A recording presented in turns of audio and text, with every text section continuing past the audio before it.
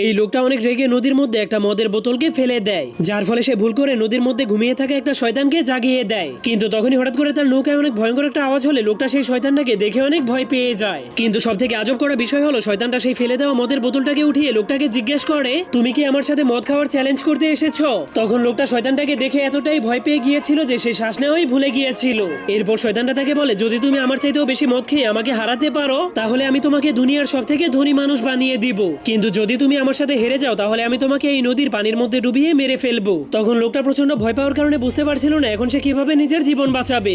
এরপর শয়তান দুইটা গ্লাস বের করে সেই গ্লাসের মধ্যে মদ ঢেলে এক গ্লাস সেই লোকটাকে খেতে দেয়, আর নিজের গ্লাসটাকে সে এক চুমুকেই গিলে ফেলে। কিন্তু সেই মদগুলো তার শরীরের ফুটো দিয়ে বাইরে বের হয়ে যাচ্ছিল।